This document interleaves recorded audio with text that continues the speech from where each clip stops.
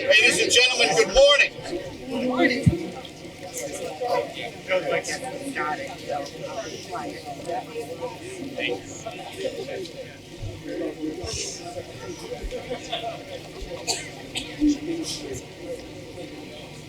Ladies and gentlemen, as we begin our observance of Memorial today in the town of Milton, I'd ask those who are able to kindly stand.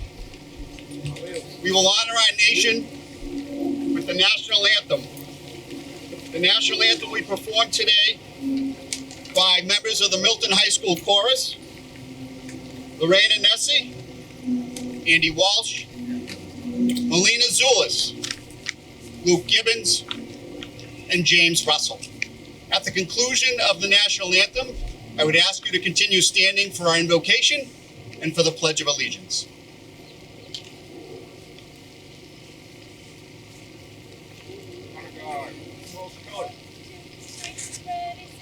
Oh, say, can you see by the dawn's early lights what so proudly we hailed at the twilight's last gleaming, whose broad stripes and bright stars through the perilous fight o'er the ramparts we watched were so gallantly streaming, and the rocket's red glare, the bombs bursting in air, gave proof through the night that our flag was still there. Oh, say, does that star-spangled banner yet wave o'er the land of the free and the home of the brave?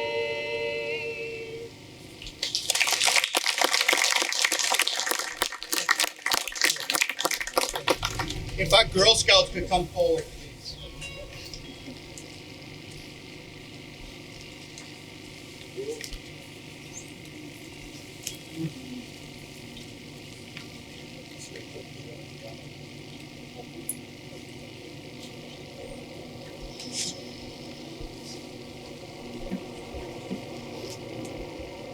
Our invocation this morning will be delivered by Rabbi Fred Benjamin, Congregation Beth Shalom of the Blue Hills.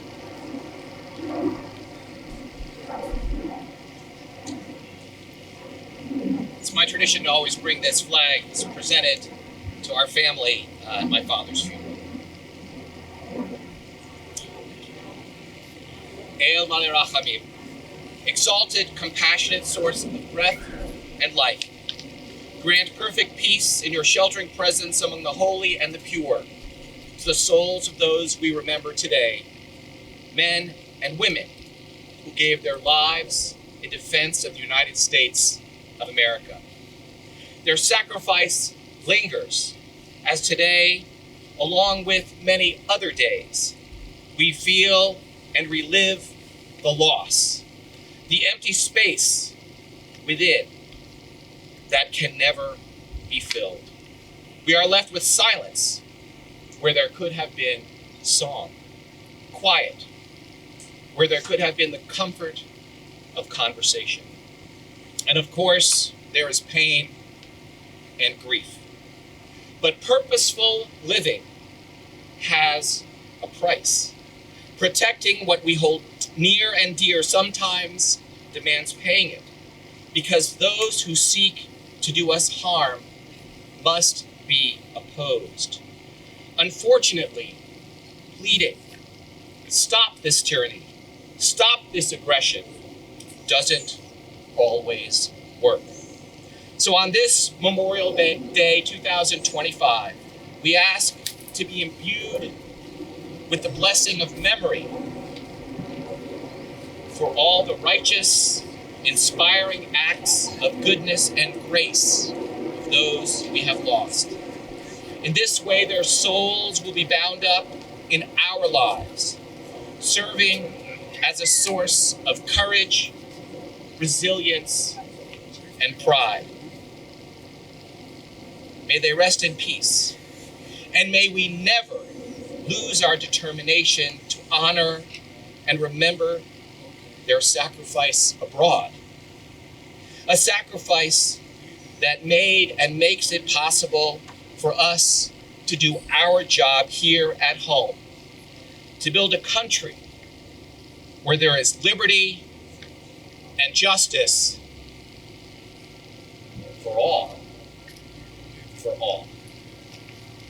And let us say, Amen.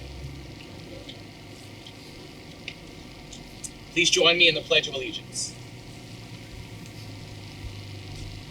I pledge allegiance to the flag of the United States of America, and to the republic which stands, one nation, under God, indivisible, with liberty and justice for all.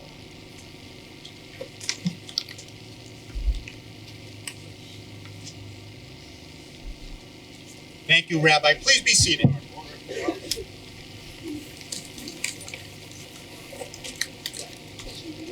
Good morning. My name is Joe Reardon, and I have the honor of being present with my fellow trustees this morning, Jim Coyne, Jed Dolan, Terry Driscoll, and Steve Pender. As the trustees of Milton Cemetery, welcome you here as we observe Memorial Day in the town of Milton.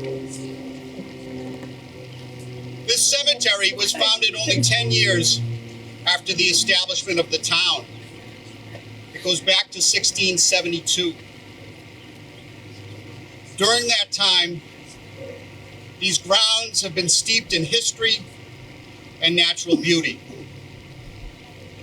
Today, this legacy is carried on by our superintendent, Lisa Ahern, and a great team of cemeterians whose dedication and professionalism have garnered Milton Cemetery the reputation of being the best municipal cemetery in the Commonwealth.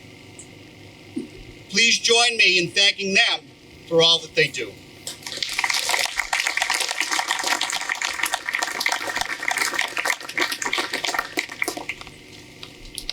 As you walk through the cemetery today, you see that the graves of our veterans have been decorated.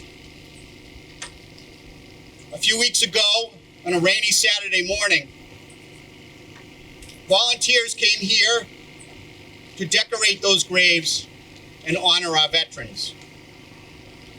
We would like to thank all of the volunteers who participated that morning, but in a special way, we want to recognize our young people who took time from their sports and their activities to honor our veterans in our country. We also want to recognize the officers and members of Milton American Legion Post 114 and the sailors of the United States Constitution. Please join me in thanking them for honoring our veterans.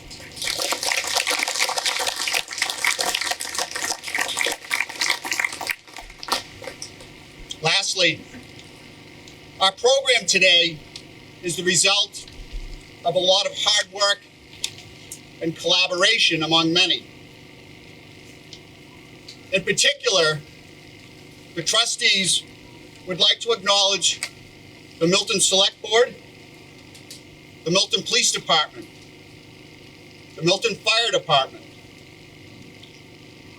the Milton Fire Department Auxiliary, the Milton Department of Public Works, the Milton Public Schools, Milton American Legion Post 114, and all who are participating in the cemetery observance this morning. In a special way, we would like to recognize the remarkable efforts of our Superintendent, Lisa Ahern, and our Assistant Town Administrator, Nick Connors, in preparing for today's events. Let us join together in thanking them for what they have done.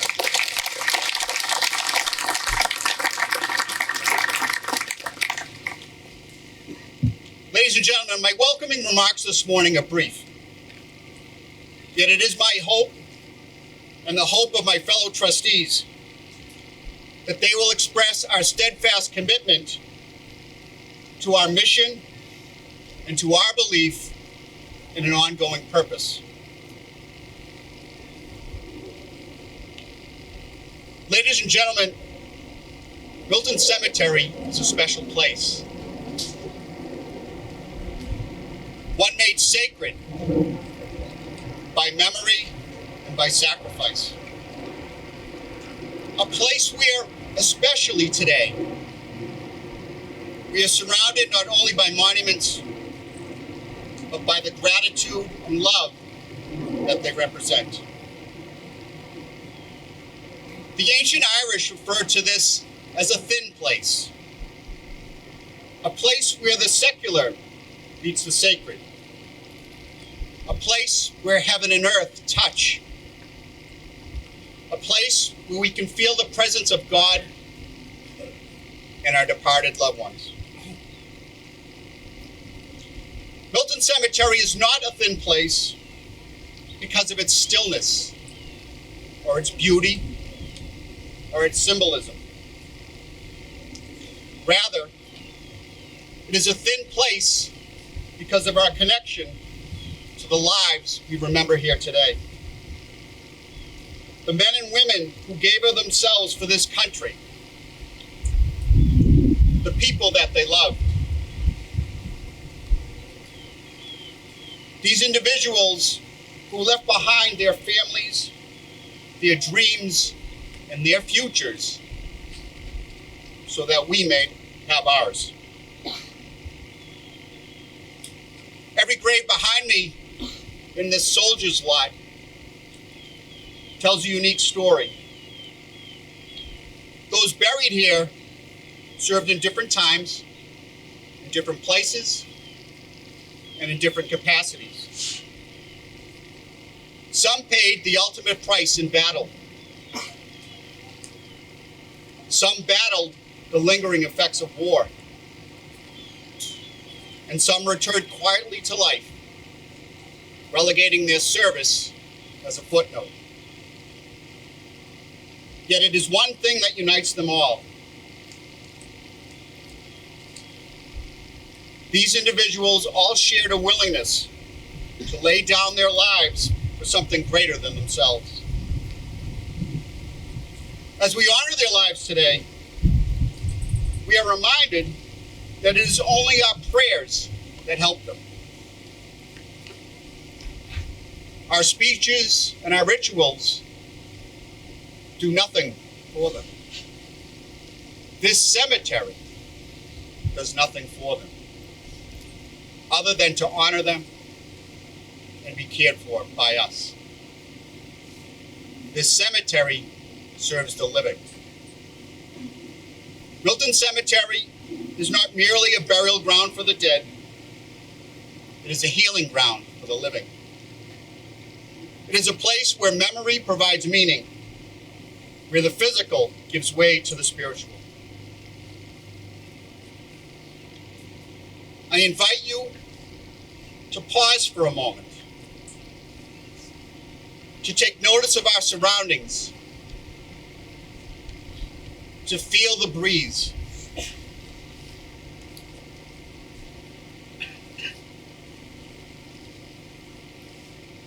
This feeling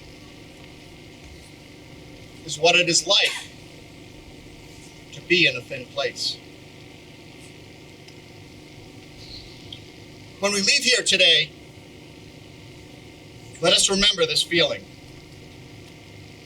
Let it give us purpose. Let us give us connection. Let it give us peace. May this cemetery always serve to honor the dead. May it always serve the living. May it always remain a thin place. Thank you, and God bless those we honor today.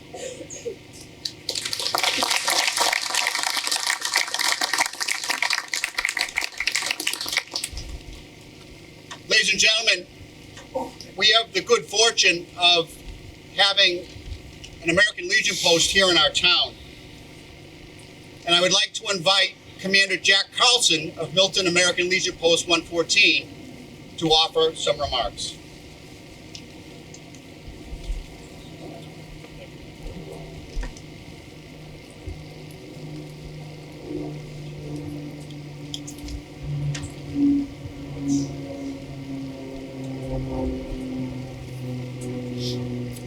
Ladies and gentlemen, thank you for gathering here today. On this solemn occasion, we stand together not as individuals divided by our daily lives, but as one community united in remembrance. Memorial Day is not simply a day off for work, nor is it just the unofficial start of the summer. It is a sacred time to honor the men and women of our armed forces who gave their lives in service to our country. Their sacrifices are the reason we can enjoy the freedoms we hold dear. Each name etched in stone, each flag planted on the ground represents a story of courage. These are not just names on the wall or a headstone in a field. They are sons, daughters, mothers, fathers, friends, and neighbors. They are heroes who walked among us and then walked into history. Let us remember the young soldiers who never came home, the seasoned warriors who answer the call time and again, and families who carry on their legacies with strength and grace. The absence is felt every day, not only by those who love them, but by the nation that owes them an unpayable debt. But remembering is only part of the duty. The greatest tribute we can offer is to live our lives in a way that honors their sacrifice. Let us strive to be citizens worthy of their devotion. Let us uphold the values of liberty, justice, and unity that they died defending. Today we bow our heads in gratitude. Let us speak their names. Let us tell their stories. Let us ensure the future generations understand true cost of freedom. May God bless the fallen. May He comfort the families left behind. And may He continue to bless the United States of America. Thank you.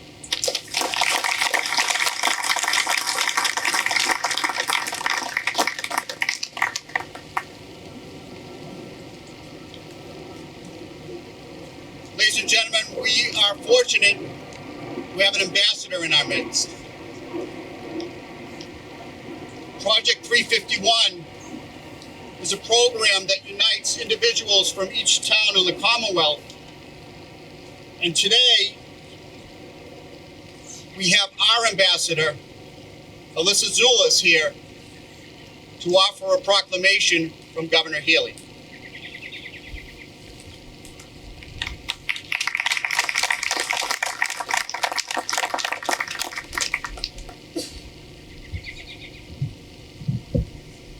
Proclamation.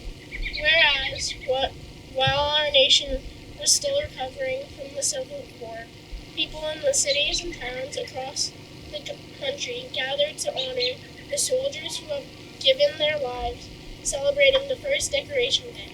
And whereas, after World War I, the nation came together again to honor those who have fallen in the service of their country. Renamed Memorial Day, the last Monday in May, is when people remember and honor the memory of all the men and women who fought and died in all American wars and conflicts. And whereas, throughout our country's history, thousands of Massachusetts residents have fought in wars and conflicts to defend our safety and the way of our life. And whereas, Their legacy of patriotism and dedication to our country is an inspiration to all Americans. And whereas it is appropriate that all Massachusetts residents remember the bravery of those who gave their lives so that their sacrifices serve as a reminder of the cost of freedom. Now, therefore, I, Dorothy Healy, Governor of the Commonwealth of Massachusetts, do hereby and proclaim May 26, 2025 to be Memorial Day, and urge all residents of the Commonwealth to take cognizance of this event and participate fittingly in its observance.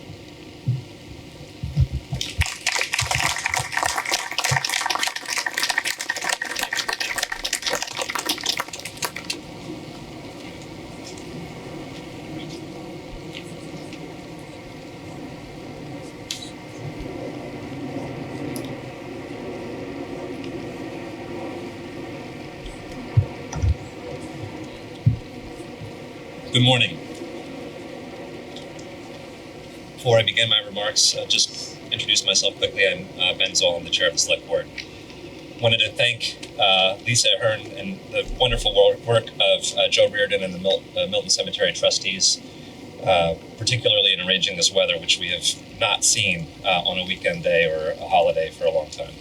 Wanted to also thank Nick Connors for his support, all the DPW folks, including Delroy, for helping us here, the Milton Police and Fire Departments for representing. Want to acknowledge Kevin Cook, who's in the crowd and served for a long time as Milton's Veterans Representative, Senator Driscoll, Representative, and my colleague, Richard Wells, and everyone else. We gather together every year in this quiet cemetery to remember the dead, the men and women who gave their lives in battlefields and in hospitals, on our shores and on distant ones that we will never see, so that we might begin another summer of peace here in Milton. For all of those sacrifices, for all the blood and tears spilled on our behalf, Memorial Day is not as much about the past as it is the future. 111 years ago, Woodrow Wilson said, "For the men who perished for the sake of the Union, they do not need our praise. They do not need that our admiration should sustain them. There is no immortality safer than theirs. We come not for their sakes, but for our own, in order that we may drink at the same springs of inspiration from which they themselves drank." A few years ago, I lost my grandfather, a veteran, to COVID-19. Someone who was sick decided to go to work at a retirement community in rural Ohio, and 4 people died as a result. David Zoll was one of them. Dave, as his friends knew him, joined up in 1945 at the tender age of 17 and ended up playing in GI hospitals with the Army Swing Band. I think about the trauma that he witnessed secondhand playing jazz music for the maimed and the dying. He went on to become a music teacher. When I knew him, he made it a point to show up and play taps for any veteran's funeral, sometimes with my father in tow as the second bugle. As a child, I thought I understood why he was going to those cemeteries, regardless of the weather, not knowing the family, to play a simple song, honoring the dead or maybe comforting the family. But as President Wilson might have said, he was also doing it for himself. My granddad was drinking from that same fountain, and while he did not have to make the ultimate sacrifice, he continued to drink for as long as he could. As you think today about the sacrifices made by those who are gone, ask yourself, what am I prepared to give so that my neighbor might be safe? That the children down the street might learn and grow and live in this town? That I might bring harmony to Milton? Fortunately for us, our efforts need not be so dire as to merit a holiday, but the work must be done nonetheless. Let us together drink from those same fountains and practice that same selflessness, that same willingness to fight for futures that we will not see, but that we know, with our collective endeavors, will be better for those who come after us. Let our efforts be cherished by distant generations who will not know our names, but who will see our work not simply to preserve a past, but work that builds a future that is more harmonious, more peaceful, more dignified. A future when we are concerned not with what is fair to me, but what is just for all. Let us remember the dead, and for our sakes, rededicate ourselves to their future, which they have given us through their ultimate sacrifice. May divine providence continue to bless us all, bless this town, and bless this country. Thank you.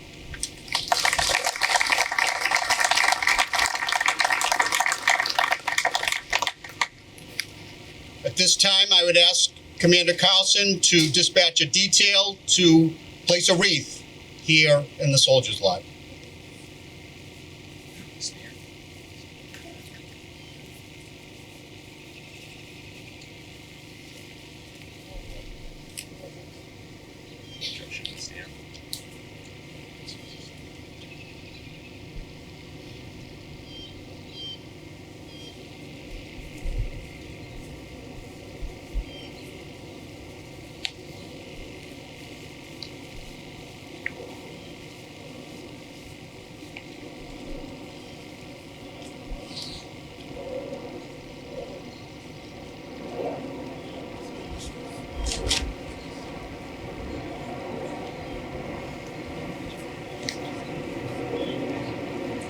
Thank you.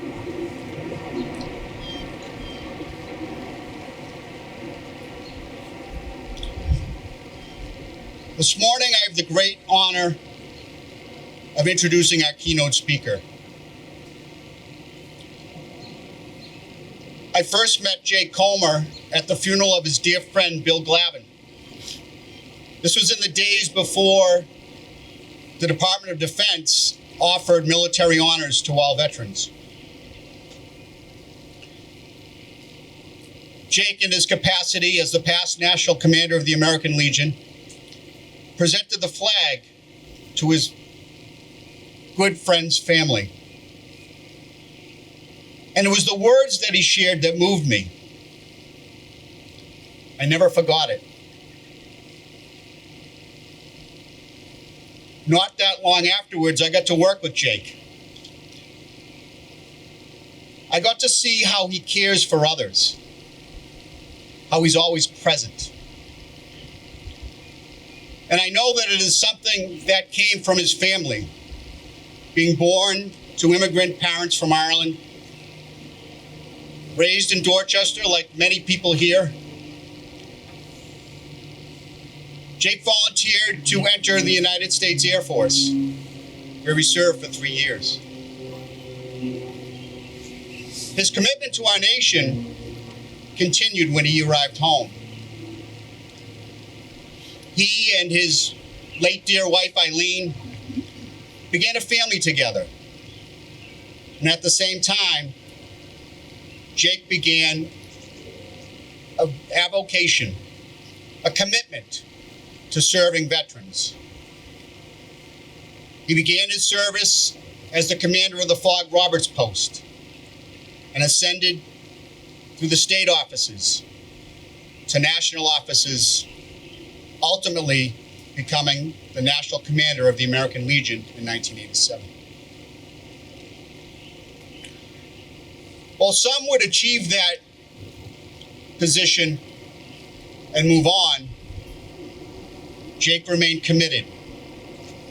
To this day, he travels throughout the country, speaking at Memorial Day observances, at veterans events, at American Legion conventions. He travels to Washington, D.C. to lobby for our veterans. He remains tied to them, carrying on his commitment to faith, family, and country. We are fortunate to have Jake Comer with us today. His message is one that resonates.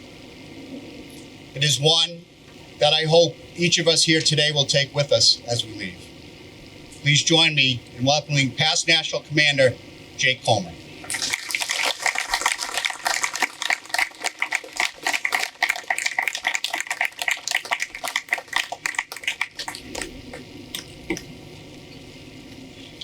Thank you, Joe. I appreciate that warm introduction. Longtime friend. Ladies and gentlemen, veterans, friends of veterans, and family veterans, and the residents here in the town of Milton. It's nice to be back. I was the speaker here 50 years ago when I was state commander.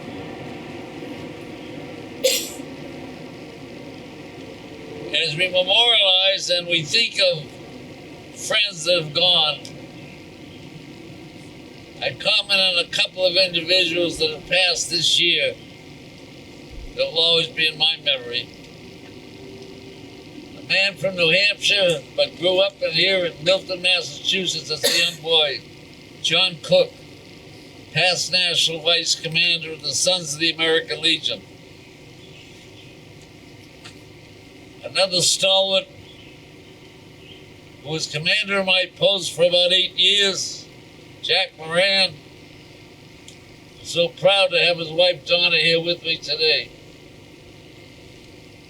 That's memorializing. That's Memorial Day. That's Milton, Massachusetts. Society likes to use the word hero. There are sports heroes, action heroes, and political heroes. But is there any group more deserving of the title than the more than 1 million men and women who have sacrificed their lives in defense of the nation? The true heroes are not the quarterbacks who successfully execute Hail Mary passes, or the baseball players who walk-off home runs. It isn't the Hollywood actor who looks good dodging military bullets and faking explosions. It is the military veteran, the police officer, the firefighter who are represented here today, and others who risk their lives, and too often their lives are risked protecting and defending all of us.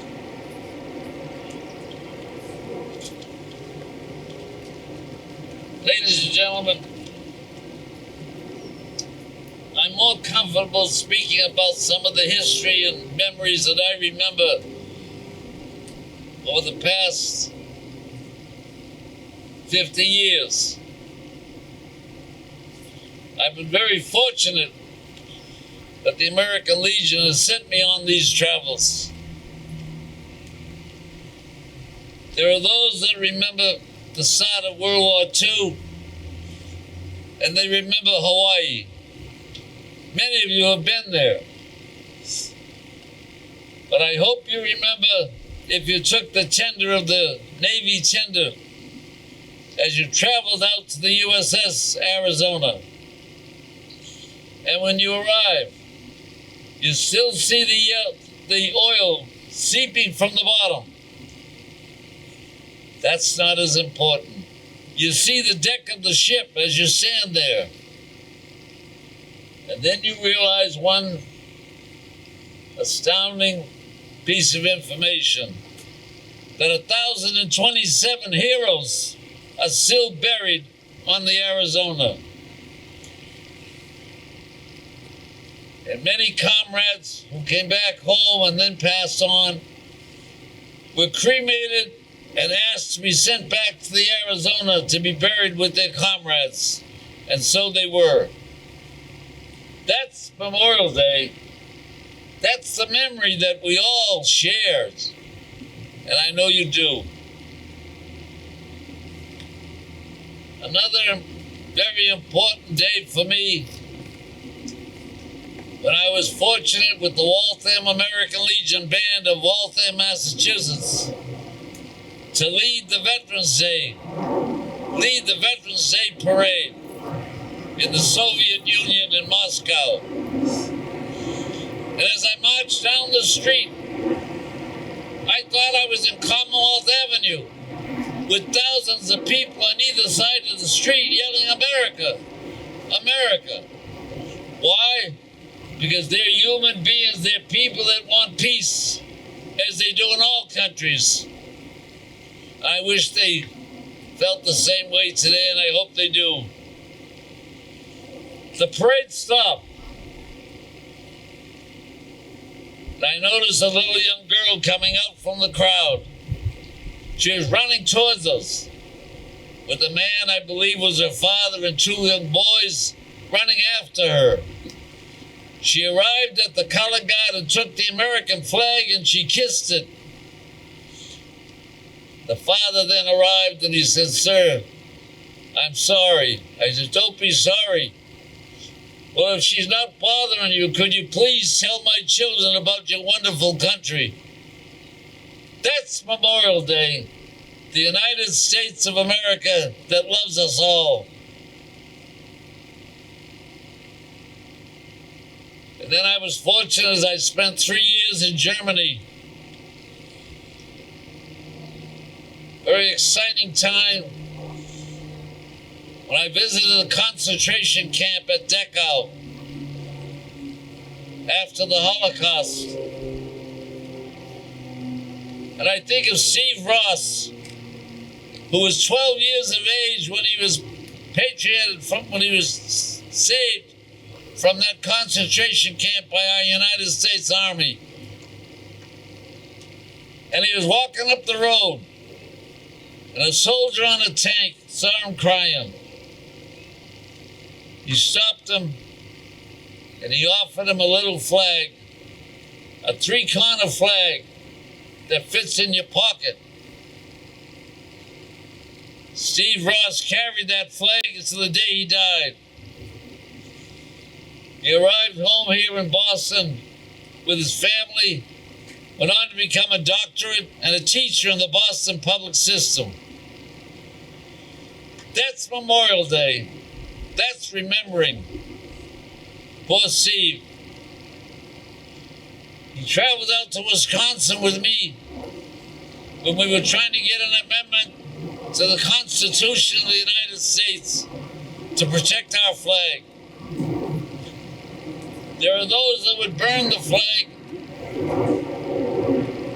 and the American Legion says if you're going to burn it, we're going to go before the Supreme Court, and we lost the case there. To get an amendment, the 28th Amendment to the Constitution to protect our flag. We took it to the Congress of the United States. We lost it by 6 votes. Our own congressman out here in Milton, Brian Donnelly, was one of the voters that voted with us. Always did every time it came to the House. But we lost it in the Senate by 6 votes. We didn't give up. We tried again. The last time we bought it before the Senate, you ready? We lost it by 1 vote. And our 2 senators from Massachusetts both voted against it, both Kennedy and Kerry, and then Kennedy and Markey.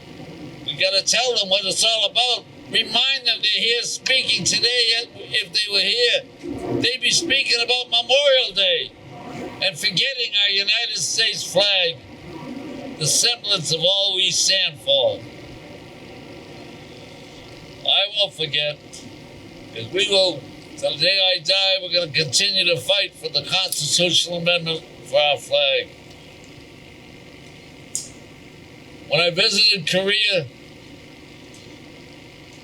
just the same. You get down to the DMZ, military on boats on one side with rifles, guarding the DMZ. Peace on this side, on the south. I thought it'd be cute, so I stepped over into the North Korea side to say I was there. Believe me, I got back fast. I stepped back into freedom. I think of my time when I visited Israel. Israel's having their problems today. But I saw young people that was just like those that would do the Star-Spangled Banner here. 17, 18 years of age. Walking the streets of Tel Aviv with a rifle on their back.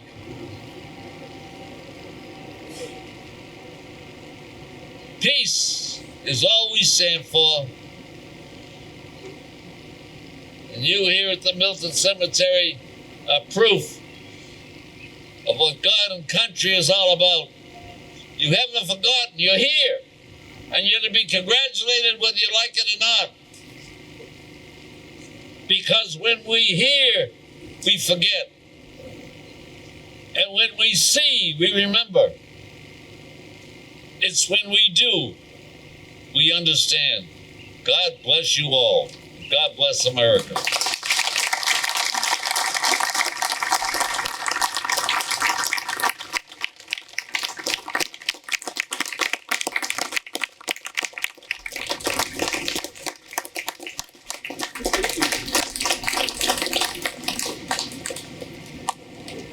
Thank you, Jake, and thank you to your dear friend Flo, who is with us today. Flo was the chauffeur and got Jake here way on time. Each year, we gather to remember all our veterans who have died. In the town of Milton, we choose to acknowledge those veterans by name. I would like to invite my colleague, the chair of the trustees of Milton Cemetery, Terry Driscoll, to come forward to read the roll. At the conclusion of the reading, we will have taps played by Daniel Whitberg from Milton High School. For those who are able, I'd kindly ask you to stand. Thank you, Joe. I am honored to be asked to recite roll call for the veterans who've passed between Memorial Day 2024 and today, and those veterans that are buried here in the Milton Cemetery. George Steele Jr., Army. Ernest Edward Young III, Army. Marlon Dion, Air Force. Paul McLaughlin, Marine Corps. Robert Leo Murray, Army. Absent. Michael J. Swan, Marine. Robert Joseph Sullivan, Navy. Absent. Anthony R. Colatrella, Army. Absent. Louis Gray Luguia, Army. Absent.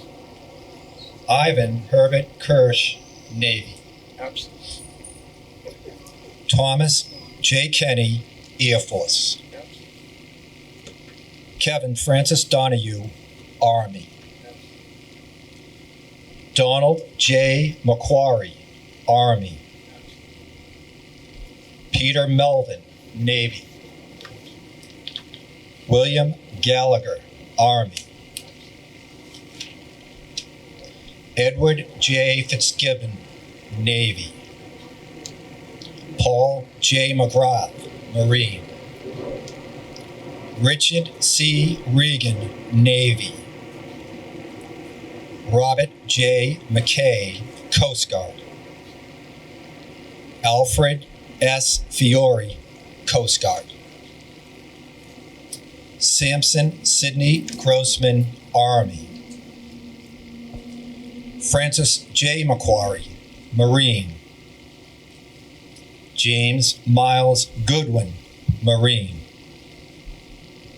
Alfred Johnson, Army.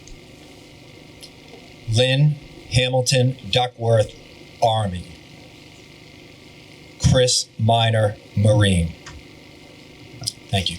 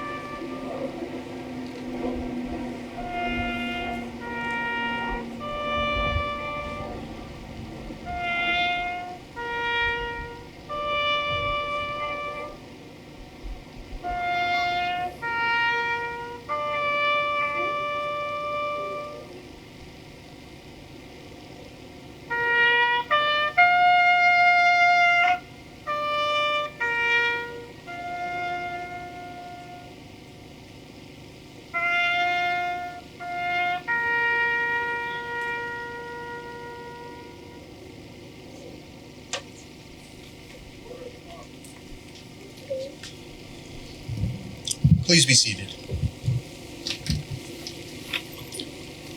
The town of Milton has been very fortunate over the years to have delegations at the State House and in county government that represent the needs of our veterans, that honor our veterans. This morning, I would like to invite our state senator, Bill Driscoll, to share some remarks.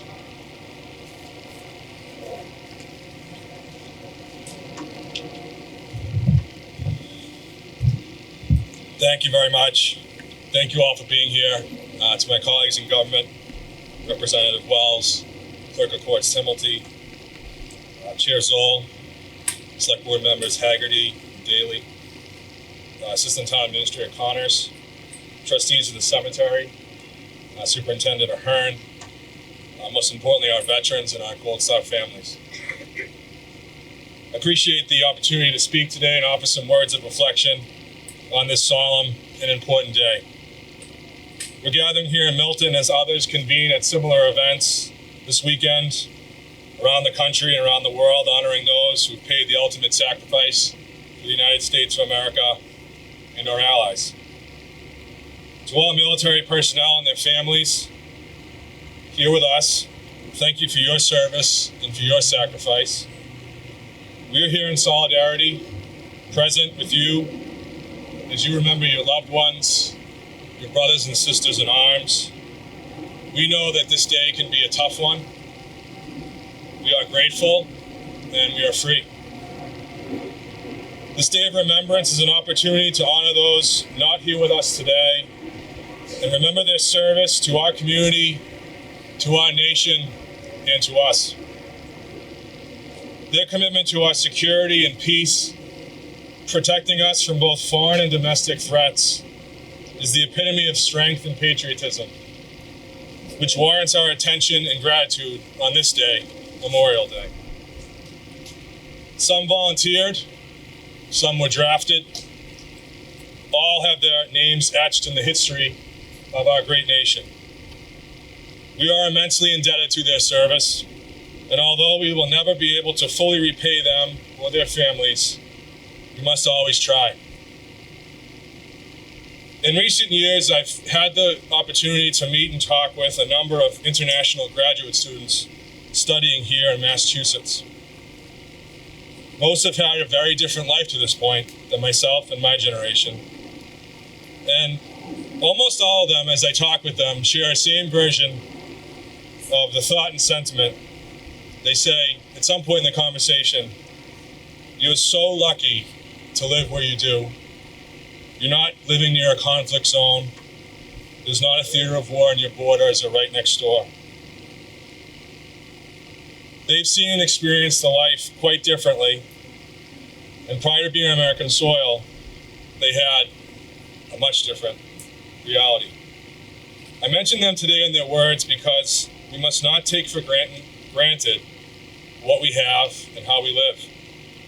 Free and safe. Because of the sacrifices of the military families and their loved ones that gave everything. We must continue to honor their duty and their loss of life and their memory. We owe them and those they left behind our dignity and commitment to create a better and more unified tomorrow. We are grateful and we are free. Thank you.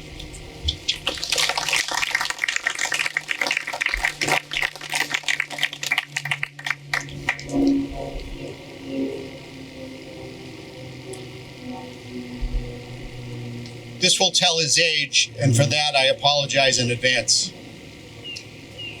Our Clerk of Courts, Walter Timilty, has been devoted to the veterans of Milton. As such, he has spoken at every Memorial Day exercise since 1999.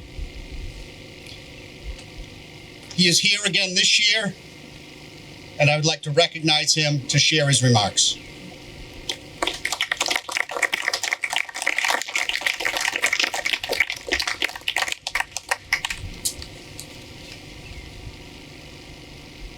Thank you very much for the dating, my age, and of course to all our cemetery trustees, to Joe Reardon, Jim Coyne, Terry Driscoll, Steve Pender,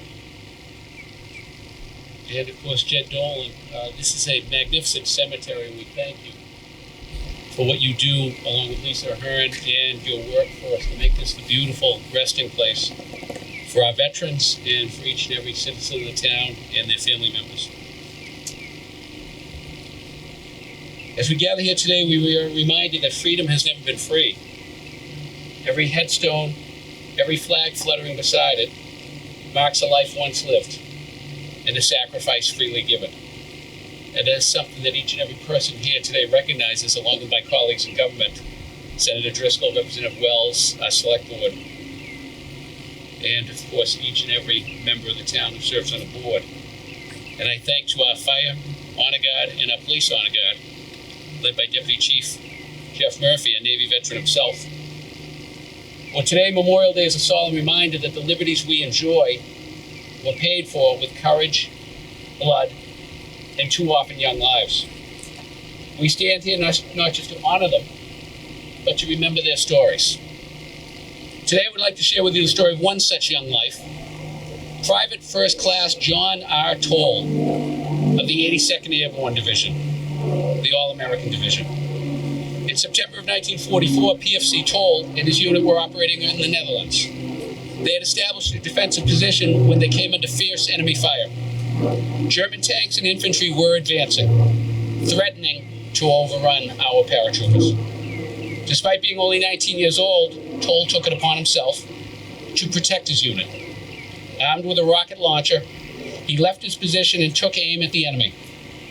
He damaged 2 of the vaunted Nazi German Tiger tanks, forcing them to withdraw before targeting a nearby house, where he eliminated 9 German soldiers attempting to regroup. Toll repositioned again, but as he prepared to fire on target, he was killed by a mortar shell, having single-handedly changed the course of this battle. For his extraordinary heroism, PFC John R. Toll was posthumously awarded the Congressional Medal of Honor. Toll never came home. He never enjoyed the freedom he helped secure. But his actions live on in every liberty we enjoy, in every child raised in peace, in every flag flown freely. Today we remember service members like John Toll, like PFC Paul Curran, the first American boy killed in Vietnam, a paratrooper himself, like Corporal Larry O'Neill, who has a bridge named in his memory on Thatcher Street, or Will Cloney, killed in Vietnam, and the tennis courts as a young boy were named in his honor down at Kelly Field. And all who have followed in this path of selfless service. Many of these veterans are here with us today, beside us and in front of us, who have passed on and helped build this town. Whether they fell on the beaches of Normandy, in the skies over the Pacific, in the jungles of Vietnam, fighting communist aggression, or the sands of the Middle East, battling for our country and our freedoms in the current war and global terror. Each one of these individuals made a choice to serve, and in doing so, offered their willingness to lay down their life for something greater than themselves. 2 men who were recognized for their willingness are buried here at Milton Cemetery. Both of them were awarded the Congressional Medal of Honor. U.S. Navy Electrician 3rd Class Edward Ginsburn was credited with attempting to save the life of a wounded Marine, despite being under heavy fire and having his left leg so severely wounded that it required amputation. U.S. Army Sergeant Paul Weiner, too, has been honored with the Congressional Medal of Honor. Sergeant Weiner, too, rests here at Milton Cemetery.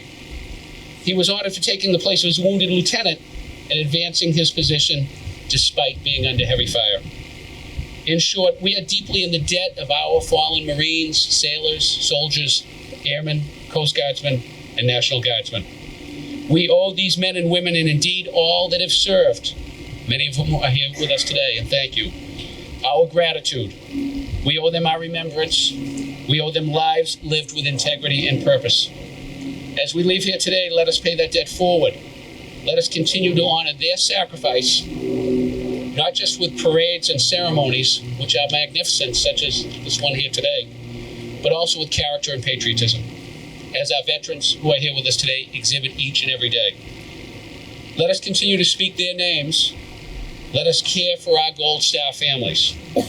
Let us continue to show each and every person in the world what it means to be a grateful American.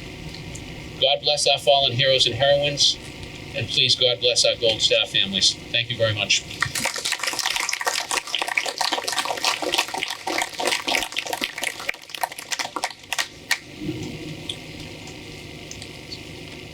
In his first opportunity to address this gathering as a member of the Great and General Court of the Commonwealth, I would like to invite our state representative, Richard Wells, to come forward for a special presentation.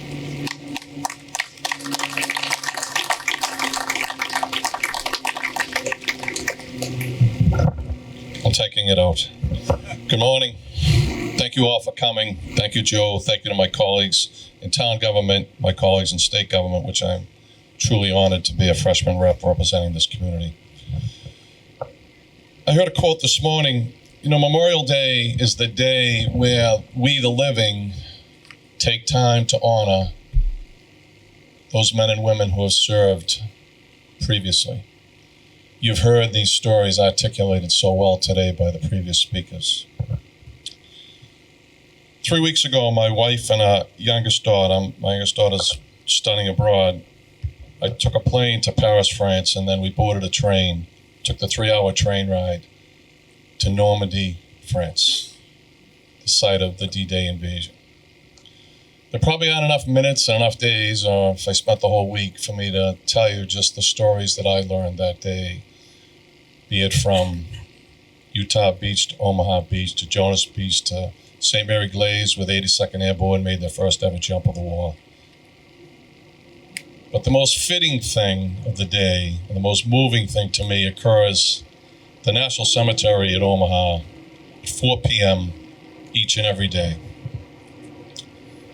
This cemetery is the site of so many men and women, similar to how in Missouri, not those who were just killed in the battle on D-Day on the weeks following, but those who lived their lives and died later in life and have been cremated and brought back there to be buried with their brothers and sisters in arms. And one might ask themselves, you know, why, how does someone have this type of commitment to a cause or to a country or to a virtue of freedom? It's really, as I heard one general giving a speech recently, is about having that sense of belonging, about choosing to belong to something and be part of something like the service to this country over survival. It's why a unit of 200 Army Rangers who were tasked with climbing with ropes and ladders, one vault, one cliff, to take out a German bunker at the top of that cliff. That at the end of that day, of that 220 soldiers, only 90 remained. One by one, they climbed that ladder, and one by one, they were picked off until finally, at the end of the day, they achieved that mission.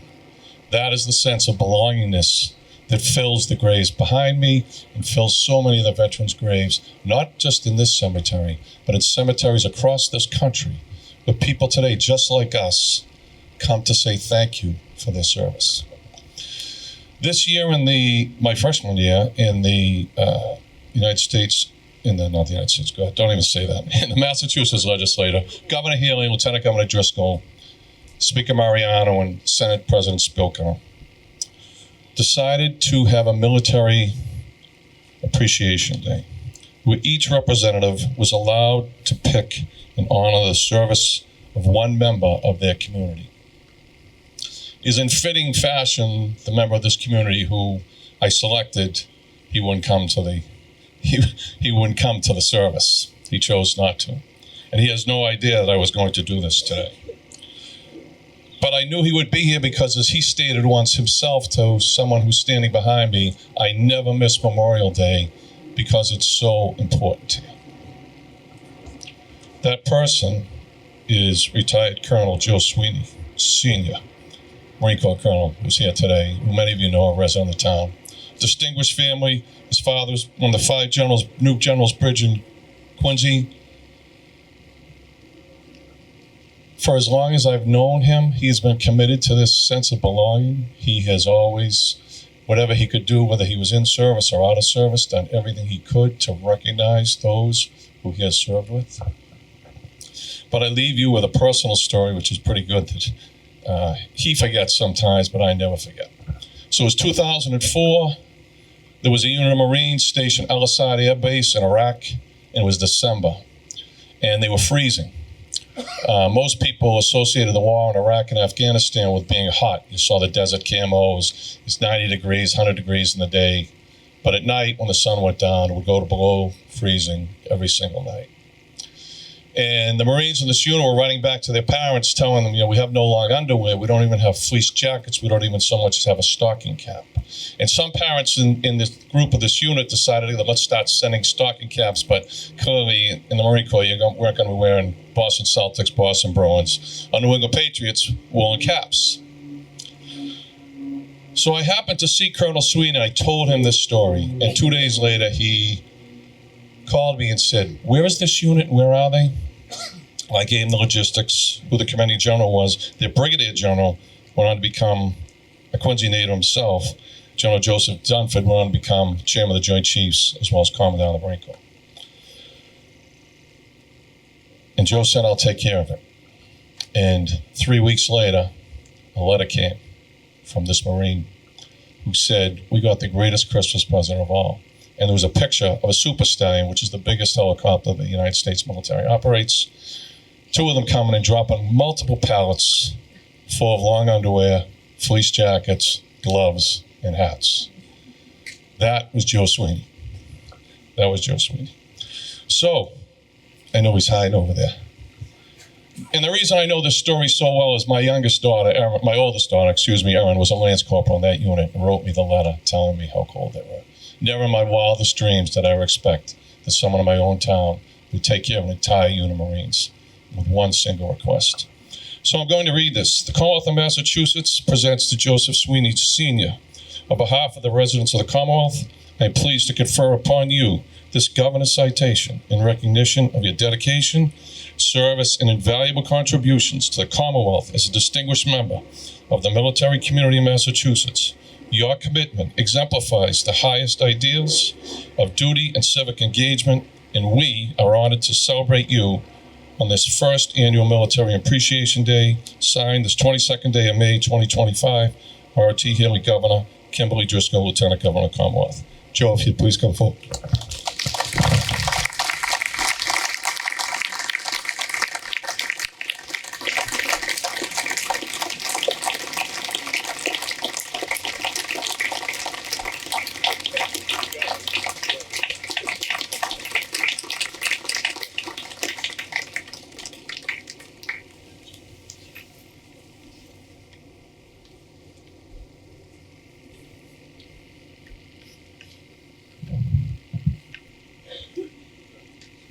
Ladies and gentlemen, for those who are able, I kindly ask you to stand one last time.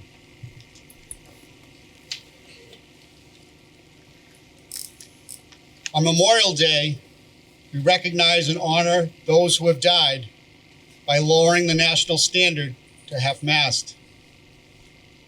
At the conclusion of ceremonies, it is raised to full mast. I would kindly ask Commander Jack Carlson and members of our Legion Post 114 to raise the flag.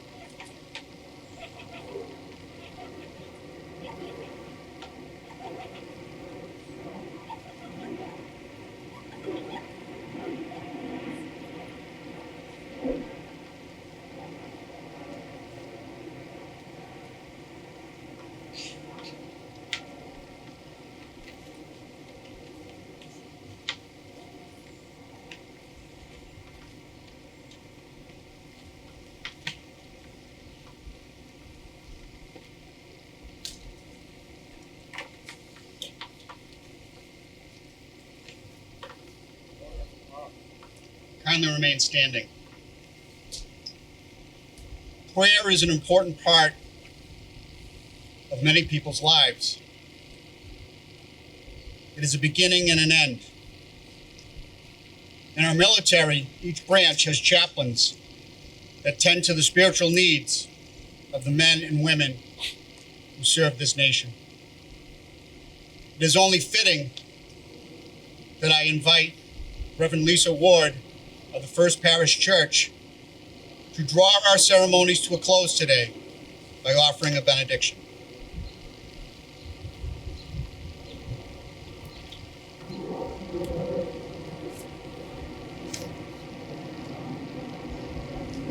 Let us join our hearts in the spirit of prayer.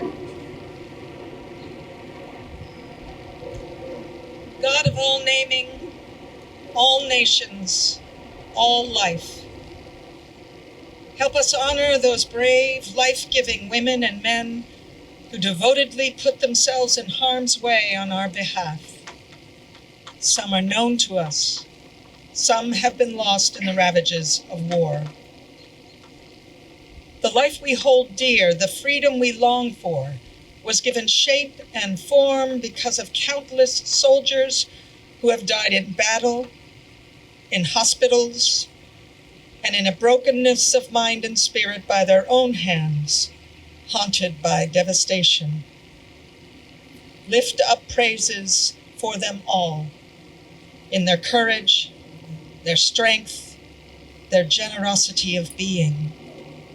May they never be overlooked or forgotten.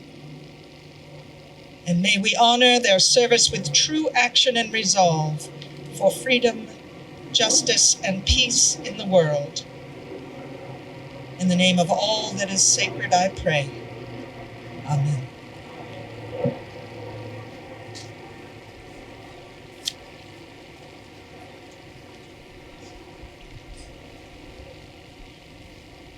Ladies and gentlemen, this concludes the Town of Milton Memorial Day Exercises 2025. As you leave here today, I hope the words that have been shared have brought thoughts to your mind of those we honor today. As you leave here today, may you know that they are in your hearts and your minds. May you know that you are always welcome in this thin place. Thank you and enjoy the rest of your day.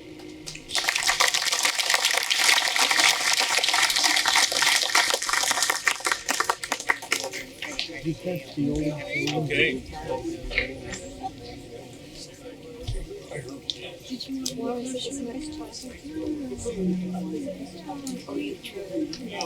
I might call if I ever have a chance. I might call. I think I'm gonna put it. Are you there?